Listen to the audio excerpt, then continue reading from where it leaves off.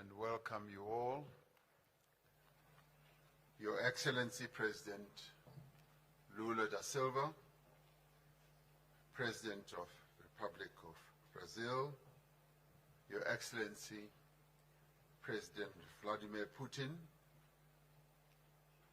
Your Excellency Prime Minister Narendra Modi, Your Excellency President Xi Jinping, Your Excellency Deputy President Paul Mashatile, Deputy President of the Republic of South Africa, Your Excellency Dilma Rousseff, President of the New Development Bank, Chair of the BRICS Business Council, Ms. Busi Mabuza, Chair of the BRICS Women's Business Alliance, Ms. Lebogang Zulu, Honorable Ministers and all guests here present, members of the diplomatic corps who are here with us, I'd like to welcome you all to South Africa and to the 15th BRICS Summit. This is the open session of our summit, so it's a pleasure and a joy to have all of you here. The BRICS partnership straddles 4 continents and 5 countries that are home to almost 3.5 billion people who live on this planet. Over the past decades, the bloc has been a major driver of global growth, of global trade and investment as well. BRICS stands for solidarity and for progress. BRICS, inclusivity, and for a more equitable order. BRICS also stands for sustainable development. We are an inclusive formation of developing and emerging economies that are seeking to work together to benefit from our rich histories, our rich cultures, and systems to advance the prosperity of the peoples of our countries. We do so because we know that poverty, inequality, and underdevelopment are the biggest challenges facing humanity. We are therefore determined that the BRICS partnership, which has been growing in importance and influence over the years, must be harnessed to drive an inclusive global economic recovery. Advancing the African agenda for us is a strategic priority as South Africa during its chairship of BRICS. It is for this reason that we have chosen as the theme for this year's summit, BRICS and Africa, a partnership for mutually accelerated growth, sustainability, and inclusive multilateralism.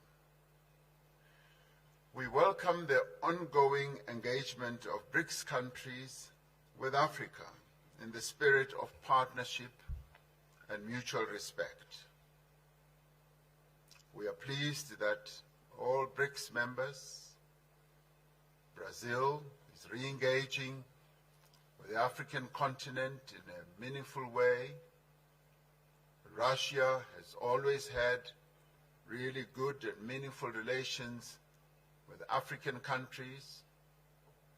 China has chosen to assist and support Africa with its aspirations for development. And all of us, in the ways that we are involved and engaged, we want to be engaged with Africa. India continues to increase its engagement and its trade with Africa. So as the BRICS family, all of us as members we are deeply invested and deeply engaged with Africa. Our objectives are reciprocal trade and investment. We want the goods and products and services from Africa to compete on an equal footing on the global economy.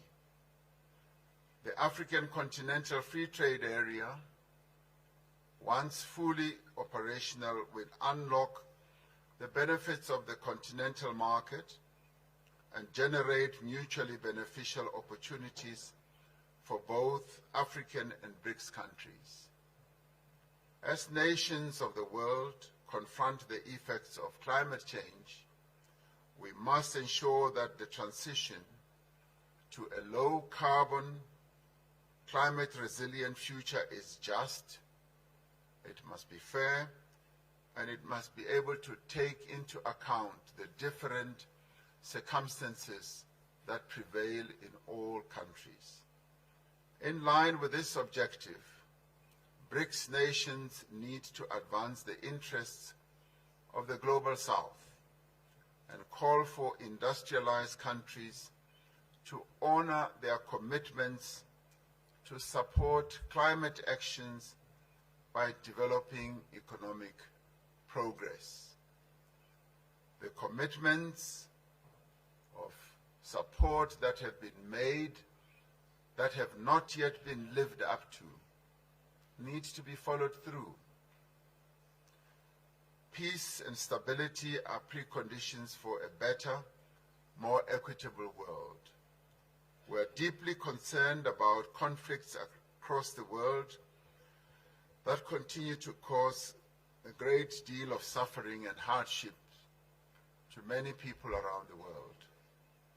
As South Africa, our position remains that diplomacy, dialogue, negotiation, and adherence to the principles of the United Nations Charter are necessary for the peaceful and just resolution of conflicts. We are concerned that the global financial and payment systems are increasingly being used as instruments of geopolitical contestation. Global economic recovery relies on predictable global payment systems and the smooth operating of banking, supply chains, trade, tourism, as well as financial flows. We will continue discussions on practical measures to facilitate trade and investment flows through the increased use of local currencies. This is a matter we believe that further discussions need to take place, particularly amongst our finance ministers. The world is changing. New economic, political, social, and technological realities for greater cooperation between nations is essential. New realities call for a fundamental reform of the institutions of global governance so that they may be more representative and better able to respond to the challenges that confront humanity. While many believe that we should advance the interests of all people, we believe that, yes, as we advance them, the interests of the Global South, that we as BRICS want to be ready to advance are essential, and in this regard we want to collaborate more, to cooperate more with all countries that aspire to create a more inclusive international order. We are confident that this 15th BRICS Summit will advance the cause of common prosperity and progress. We are confident that this 15th BRICS Summit will in the end enrich and inspire our work towards the achievement of a much more humane global community. This is what BRICS is all about. This is what BRICS is committed to achieving. It is a great honor for us as South Africa to have this opportunity to host this 15th BRICS Summit and to have in our presence the BRICS members as they are represented here. And with those words, I open this session and then call upon one of the young leaders of our country who is also going to have an opportunity to give the words of welcome, but also to give the hope that young people in the BRICS countries hope to communicate to all of us.